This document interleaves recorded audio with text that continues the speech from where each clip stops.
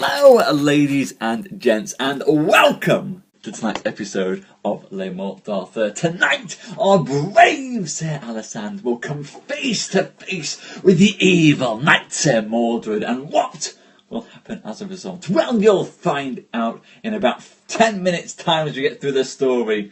The story will start in a few more minutes, of course, yeah? Give it a few minutes to the story, and it'll take a few moments then to get into it, but then you'll find out, and there'll be much smiting and excitement and jousting and clashing and all the things that I know you all love. Hello Karen, hello Black Rabbit, hello Danny, hello Amanda, welcome everyone. How are we all on this fine Tuesday?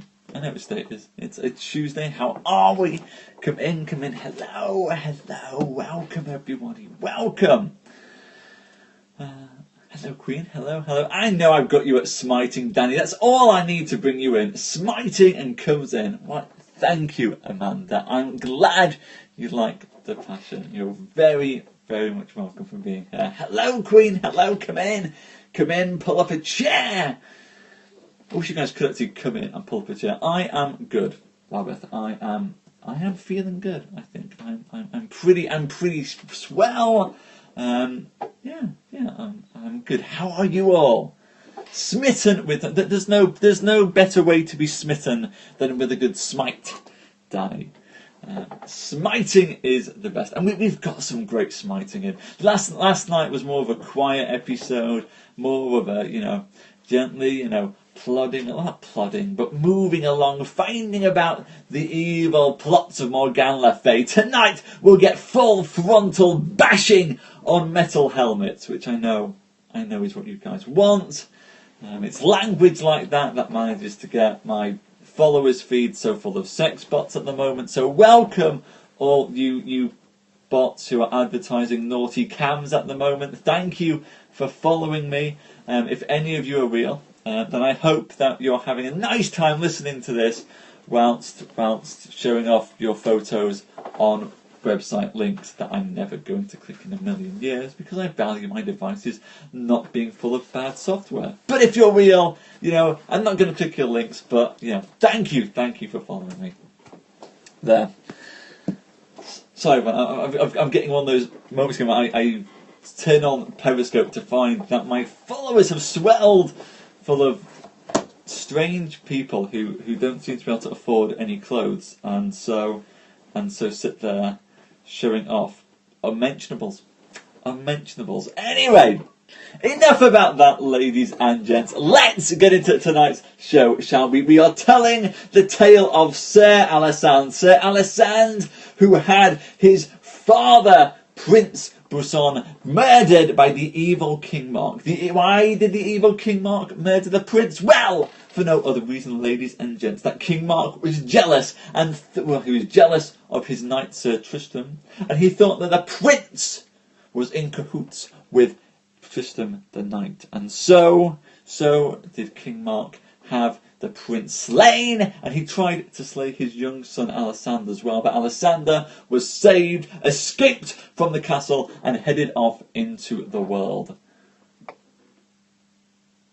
He was then, ladies and gents, given the quest by his mother when he became of knighthood, that he should seek out King Mark and take a vengeance upon King Mark for the death of his father.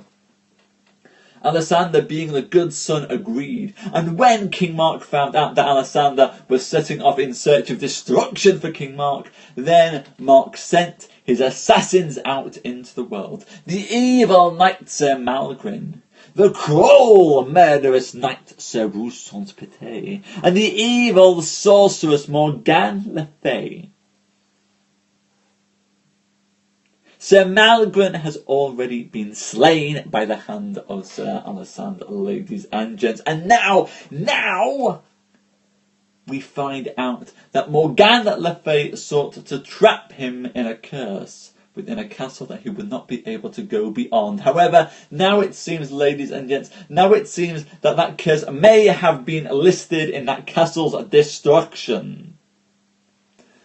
I almost went sort of Dracula there, didn't I? Destruction. at the castle. No, I'm not even going to try doing a Dracula now. I'm ending the Dracula there. But Sir Alisander has been freed, and in being freed, before he's been able to continue any further with his quest, ladies and gents, he's come across the miraculous, the beautiful, the wonderful Alice, the beautiful pilgrim. Oh yes, Alice is one of the fairest women in all the land, ladies and gents. Alice is both beautiful and she comes with fabulous assets in the shape of land and her own castle. No guttering at the back. Genuinely, it says here in the book right here, it says that she came with great assets. And that means stuff. Stuff. She's got stuff. She's not poor, ladies and gents. She's beautiful and she's nicely landed. And what's more, she's also in love with Sir Alisander, who hasn't got any assets at all, but who is a brave and a fearless warrior. And so, ladies and gents, without further ado, let's catch up with Sir Alisander and the beautiful Alice Pilgrim and her wonderful assets as we get into tonight's story. Ladies and gents, this is tonight's episode of Les Morte. Oh, it starts off. By the way, for those of you who don't like things that are especially naughty in nature and a bit saucy, I'd cover your ears now because this opens with quite a scandalous scene. I just want to warn you, this is parental advisory. If any of you are below the ages of 28, do seek your parents' permissions before you can watch any more of this show. Then Alice unwimpled her visage. Told you it was saucy. And when Alisander saw her, he said, "Here have I found my love and my lady. Truly, fair lady," said he, "I promise you to be your knight, and to be no knight to any other who bears life. Now, gentle knight," said she, "tell me your name." "My name is," said he, "Alisander l'Orphelin." "Now, damsel, tell me your name," said he. "My name," said she, "is Alice, the beautiful pilgrim. And when we be more at our heart's ease, both you and I shall tell each other of what blood we have come." And so there was great love between them. And as they thus talked, there came a knight who was called Jesus le Babos. And he asked part of Alisander's spears. And then Alisander readied himself to duel against him. And the two men came together, and Alisander encountered with him. And at the first, Alisander smote Hassun le Babus over his horse's crew. But then there came another knight. The second knight's name, ladies and gents, was Sir Hugon, and Alisander smote him down as he had done the other before. Then Sir Hugon demanded to do battle on foot. Sir Alisander overcame him with 3 quick strokes, and there he would have slain him had he not yielded himself up. And then Alisander made both those knights swear to wear no armour for 12 months and a day. Then Sir Alisander sat down, and he went to rest and reposed himself. And the damsel that helped Sir Alisander came out of the castle. In her play she told Alice of altogether how he had been a prisoner in the castle of Regard. And there she told her how she had got him out of prison. "Sir," said Alice, the beautiful pilgrim, "it seems to me that you are much beholden to this maiden." "That is truth," said Sir Alisander. And thus did Alice tell him then of what blood she had come. "Sir, know you well," she said, "that I am the blood of King Ban, that was father to Sir Lancelot." "You wise fair lady," said Alisander. "My mother told me that my father was brother to a king, and I am a cousin unto Sir Tristram himself." Then, while they said this, there came another 3 knights. One was called Vaines, the other Harvey de la Marches, and the third was Perrin de la Montagne. And with one spear Sir Alisander smote down all 3 knights, and gave them such falls that they had no desire to fight on foot. Again Alisander made them swear to wear no arms for 12 months, and thus they were departed. And Sir Alisander beheld his lady Alice on horseback as she stood in her pavilion. And then he was so enamoured upon her that he knew not whether he was on horseback or foot. And right so in that moment came the false knight, Sir Mordred. Mordred saw Alisander assotted upon his lady, and therewith he took his horse by the bridle, and led him here and there, and had cast to have led him out of that place to have shamed him.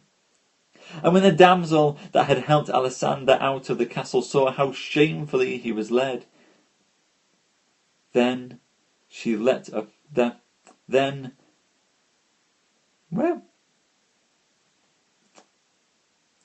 well, there's a little typo in the text there. Then she let a woman arm her, and set a shield upon her shoulder, and therewith she mounted upon his horse, got a naked sword in her hand. And she thrust unto Alisander with all her might, and gave him such a buffet that he thought the fire flew out of his eyes. And when Alisander felt that stroke, he looked about him, and drew his sword. And when she saw that, she fled, and so did Mordred into the forest.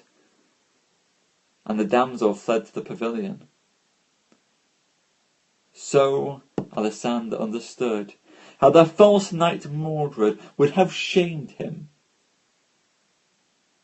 had not the damsel been there. And he was angry with himself that Sir Mordred had escaped his hands. And then Sir Alisander and Alice had a good laugh with the damsel, of how sadly she had hit him upon the helm. And Sir Alisander jousted thus day by day, and on foot he did many battles with the knights of King Arthur's court, and with many knight strangers. Therefore, to tell all the battles that he did, it would be too much to say. For every day within 12 months he had to do with at least 1 knight, or with another. Some day he did it against 3 or 4, and there was never a knight who could put him to the worse. And at the 12 months' end he departed with his lady Alice, the beautiful pilgrim, and the damsel would never go from him until they went into the country of Benoy, and lived there in great joy. And there, ladies and gents, it seems, first of all, that Mordred is a bit of a sorcerer himself, taking on a magic guise to lead Alisander away into the woods, perhaps then to have slain him. Second, that Alisander, in finding true love in the beautiful Alice Pilgrim and her wonderful assets, which should be the title of a TV series in its own right, coming on Netflix soon, The Beautiful Alice and Her Wonderful Assets. And it's all about Alice on a horse, smiting people left and right through Arthurian Britain. I'm going to pitch that. I am pitching that. Anyway, the two of them have gone off to live happily ever after, and it seems that in finding true love, Alisander has been willing to give up that quest to slay King Mark for his father's betrayal. Still, the second half of the story is still to come tonight, though, ladies and gents. And I am going to have a glass of water, and then I'm going to go and read even more to you. I know exactly why the bots find me Black Rabbit. It's all the talk about naked swords and thrusting. That's why they come. They assume I'm one of their kind.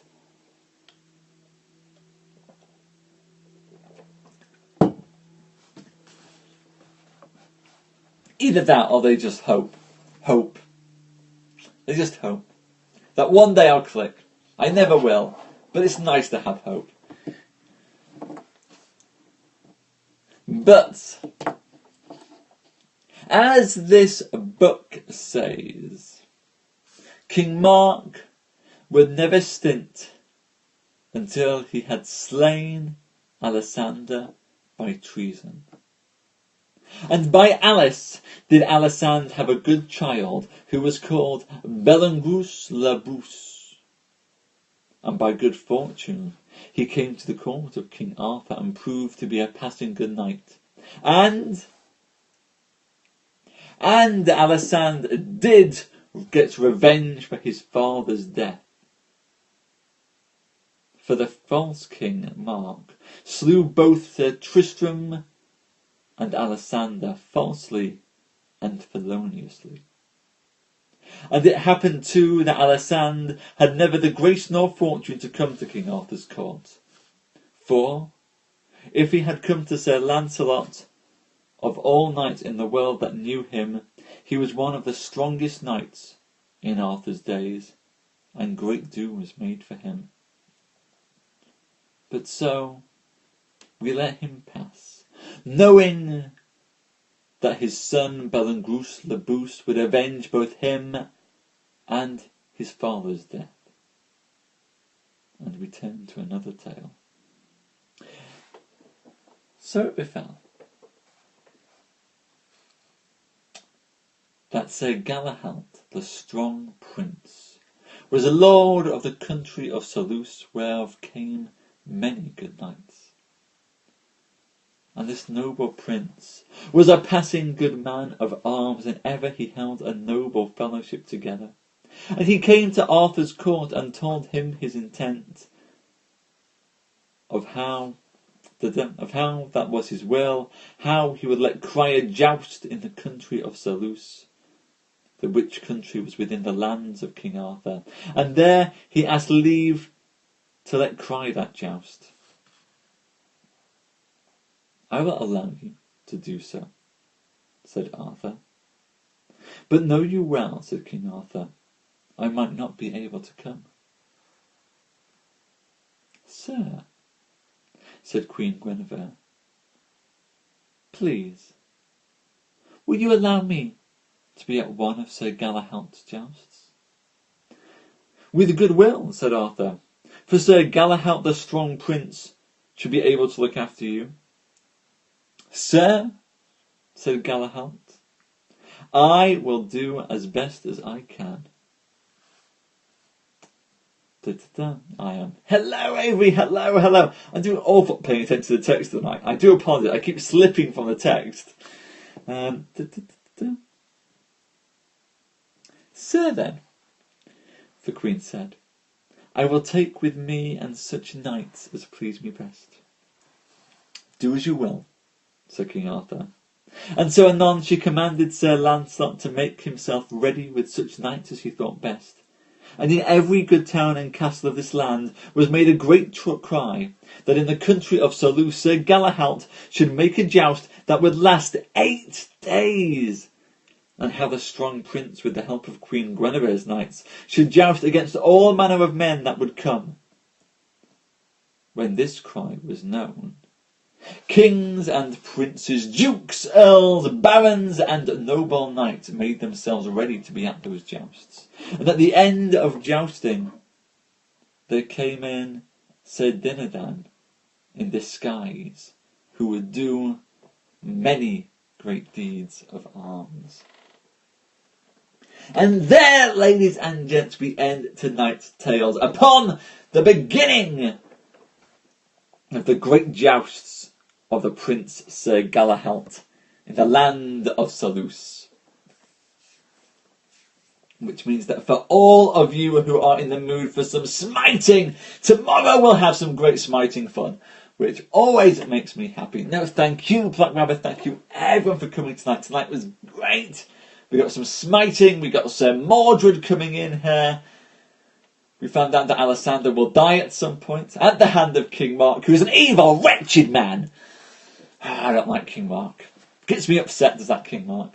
But otherwise we are on track. And Arthur has sent off Guinevere in the hands of his best knight, Sir Lancelot. What could go wrong on a road trip with the brave, beautiful Sir Lancelot through the English countryside? Well, I could think of one or two things, ladies and gents. Just one or two, mind.